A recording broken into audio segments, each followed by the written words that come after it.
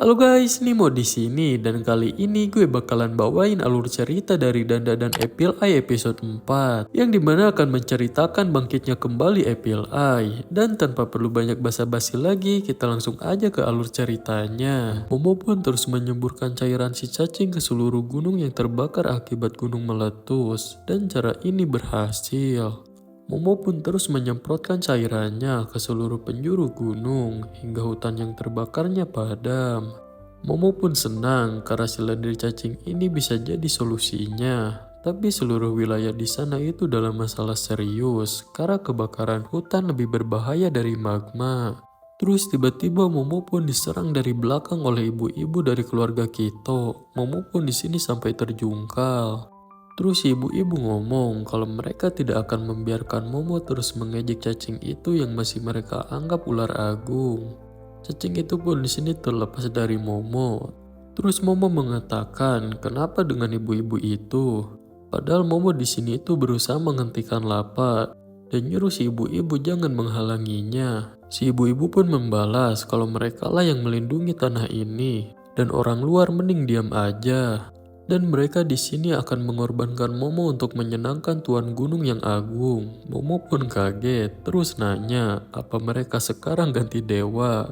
Dan cacing itu sekarang gak guna lagi. Momo pun di sini diserang bersamaan. Dan si ibu-ibu mengatakan, diam bodoh. Tapi tiba-tiba ada yang menyelamatkan Momo. Dan orang ini pun berhadapan dengan keluarga Kito dan mengatakan kalau gak tahu Momo adalah cucu dari masternya.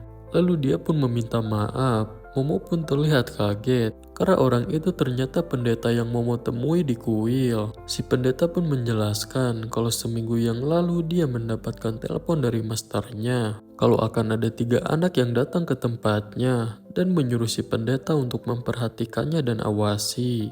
Tapi Saiko di sini gak menjelaskan seperti apa ketiga anak ini, jadi si pendeta gak tahu yang mana. Dan itu aja yang dikatakan masternya. Momo pun kaget seakan gak percaya. Terus si pendeta pun ngomong lagi, dan satu-satunya orang yang mengunjungi kuilnya cuma seorang gadis yang tertarik terhadap monster Tsuchinoko. Jadi si pendeta berpikir Momo cuma turis biasa. Momo pun mengatakan kalau si pendeta hanya menilai dari penampilannya saja. Terus keluarga Kito pun di sini bangkit lagi. Si ibu-ibu pun mengatakan kalau si pendeta menyebalkan dan dia tidak pernah menyukai orang sepertinya. Terus nyangka si pendeta jadi kaki tangannya Momo. Si pendeta pun mengatakan kepada Momo untuk menyerahkan mereka padanya dan nyuruh Momo fokus aja untuk melawan apinya. Momo pun ngerti dan berterima kasih. Momo pun di sini mulai mengangkat si cacing lagi, tapi Momo di sini merasa si cacing jadi lebih berat. Dan Momo di sini mengatakan kalau dia tidak tahu kapan akan lari dari apinya dan berharap gak ambruk seperti yang dia lakukan sebelumnya. Terus tiba-tiba ada yang menyerang tubuh si cacing hingga berlubang. Momo pun jelas kaget apa yang terjadi. Dan karena tubuh si cacing berlubang, cairannya pun menyembur kemana-mana. Terus tiba-tiba ada sosok yang menghampiri keluarga Kito dengan cepat. Lalu mereka di sini diserang. Yang ternyata itu adalah Epil Eye yang menyerang. Di sini keluarga Kito pun sampai berterbangan diserang Epil Eye. Momo pun kaget melihat Jiji alias Epil Eye. Terus Epil Eye pun di sini selanjutnya menyerang ibu-ibu keluarga Kito, tapi berhasil dihindari. Si ibu-ibu pun bersiap bertarung. Terus Momo berteriak, Jiji berhenti. Dan jelas gak bakal didengerin Epil Eye. Lalu Epil Eye pun menyerang kembali si ibu-ibu, tapi gak kena karena Momo menyelamatkan si ibu-ibu. Terus Epil Eye pun maju lagi akan menyerang lagi, tapi tiba-tiba Epil Eye diserang si pendeta. Dan ketika akan melancarkan serangan kedua, si pendeta malah terkena serangan balik, sampai-sampai dia terhempas ke bawah dengan keras. Dan ketika akan diserang lagi, si pendeta untungnya diselamatkan Momo dan menariknya ke belakang. Momo pun menanyakan keadaan si pendeta, apa baik-baik aja. Terus Epil Eye pun di sini marah karena Momo terus menghalanginya. Dan Epil Eye pun di sini akan membunuh Momo terlebih dahulu. Momo pun mengatakan kalau Epil Eye terus begini, Epil Eye akan membunuh seseorang. Dan Momo gak mau Jiji jadi seorang pembunuh. Terus nanya di mana Okarun dan apa yang telah Epil Eye lakukan kepadanya. Apple Eye pun membalas kalau dia hanya ingin bicara tentang apa yang dia ingin bicarakan aja. Dan sekarang Apple Eye lapar. Terus pendeta pun bangkit dan mengatakan kalau dia gak percaya jadi kayak gini karena Apple Eye sangat mematikan dan merasa bukan tandingannya. Si ibu-ibu pun ngomong kalau ini semua salah mereka karena telah membawa masalah ke sini. Momo pun menyuruh si ibu-ibu itu menutup mulutnya karena sekarang bukan waktunya mendengarkan omong kosong. Apple Eye pun akan menyerang lagi dan mereka bertiga bekerja sama akan melawannya. Terlihat mereka sudah bersiap, lalu Momo pun menyuruh yang lain jongkok. Apple Eye pun menyerang menggunakan kakinya dengan sangat kuat. Terus ibu-ibu pun menyerangnya, tapi Apple Eye sadar dan menendangnya. Tapi untungnya aja agak kena karena diselamatkan Momo lagi. Lalu Momo pun menahan Apple Eye dengan espernya, terus memanggil si pendeta untuk menyerang. Si pendeta pun menyerang kaki Apple Eye, tapi berhasil dihindari. Terus Momo pun menahan kakinya juga, dan Apple Eye pun tertahan Momo. Tapi tiba-tiba bola hantu Apple Eye menghancurkan kekuatan esper Momo. Momo pun di sini terlihat kesakitan. Si pendeta yang khawatir pun jadi lengah, lalu terkena serangan Apple Eye hingga terhempas menabrak pohon. Lalu Apple Eye pun langsung menyerang Momo. Terus Momo mengeluarkan espernya lagi, tapi gak bisa setelah tadi dihancurkan bola hantu Apple Eye. Momo pun di sini akan diserang Apple Eye, tapi tiba-tiba ada yang menyelamatkan Momo lagi. Di sini muka Apple Eye terkena serangan. Momo pun jelas kaget, lalu Apple Eye pun di sini diserang bertubi-tubi oleh sosok yang menyelamatkan Momo. Dan ketika beres, Apple Eye pun terdiam melihat sosok itu. Terus sosok itu pun menanyakan keadaan Momo, apakah baik-baik aja. Terlihat Momo pun kaget, karena ternyata yang menyelamatkannya adalah alien mantis. Alien mantis pun di sini mengatakan kalau dia di sini untuk membantu. Terus Momo nanya kenapa dia ada di sini dan bagaimana dengan anaknya. Alien mantis pun membalas kalau ceritanya panjang dan meminta agar memberitahu Momo nanti aja. Terus tiba-tiba cahaya menyorot Momo dari atas, yang ternyata itu adalah cahaya kapal alien. Terus di atas tiba-tiba ada suara yang mengatakan benda ini seperti sampah, lain kali buat lift aja biar cepat. Momo pun di sini keheranan apa yang di atasnya itu. Terlihat di atas ada seseorang yang melayang di atas. Di sini ada suara yang ketakutan ketika melayang. Terus ada yang ngomong, pria macam apa kau, dan menyuruhnya berhenti mengeluh. Dan ternyata itu adalah Saiko alias nenek Momo. Terlihat di sini Saiko menunggangi si manekin manusia alias si Taro. Di sini si Taro menyuruh cepat turunkan mereka karena di sini terlihat Taro ketakutan. Sementara Saiko mengatakan ini menjengkelkan. Terus si pendeta alias Manjiro pun memanggil Saiko. Lalu Saiko mengatakan mantra toha kami emitame. Manjiro pun paham.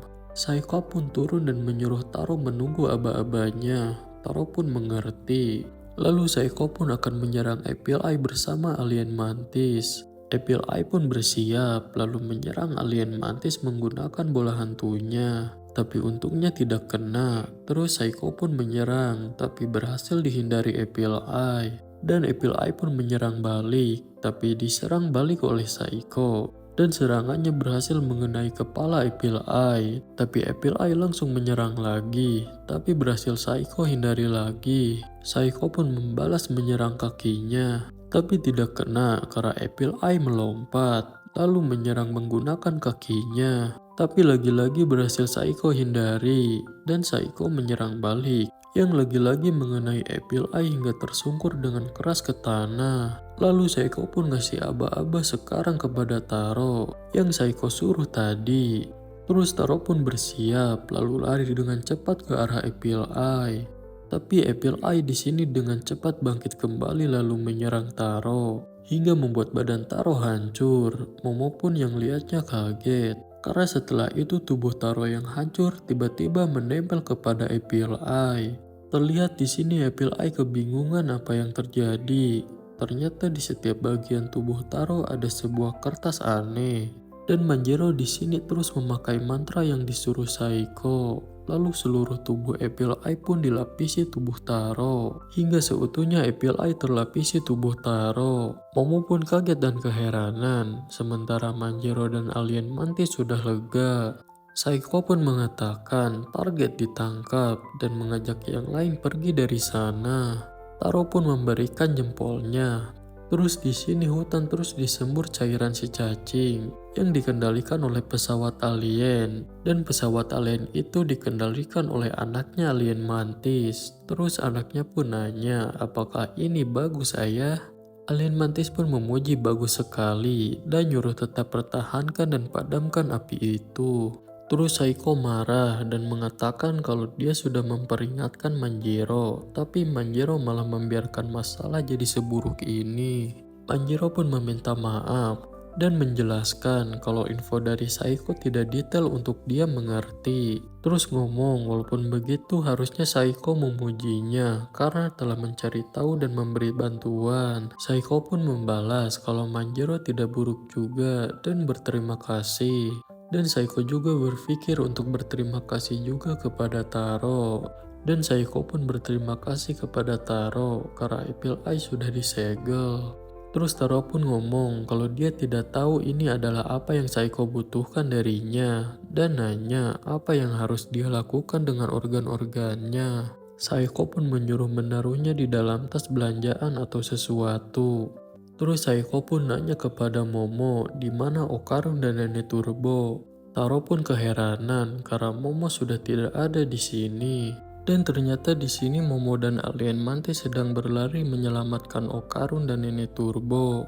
Terus sambil berlari Momo di sini teringat dengan omongan Okarun yang menyuruh Momo pergi duluan dan kemudian nyuruh bantu mereka. Dan Momo pun di sini hampir sampai ke rumah tadi. Lalu Momo pun di sini akan menggunakan espernya untuk memindahkan puing-puing yang menghalangi lubang. Tapi kekuatan esper Momo tetap belum bisa digunakan lagi. Alien mantis pun menyuruh Momo mundur. Lalu dia pun meninju puing-puing rumah itu. Lalu Momo pun di sini berteriak memanggil Okarun. Tapi di sini Momo kaget karena lubang itu sudah dipenuhi oleh magma. Alien mantis pun kaget apalagi Momo. Momo pun mengingat Okarun dan masih gak percaya dengan hal ini. Momo pun menyuruh Chiquita menyeburkan lendir si cacing ke magma. Alien mantis pun nanya apa yang akan Momo lakukan. Momo pun mengatakan bahwa dia akan masuk. Terus alien mantis pun melarangnya karena berbahaya. Dan kalau Momo melakukannya, Momo akan. Terus Momo pun membalas akan apa. Lalu mengatakan bahwa dia sudah berjanji akan menyelamatkan Okarun. Dan Okarun sedang menunggunya. Chiquita pun mengatakan kalau dia tidak bisa menyemburkan lendir ke dalam magma. Dan melarang Momo masuk ke sana supaya Momo tidak mati sia-sia.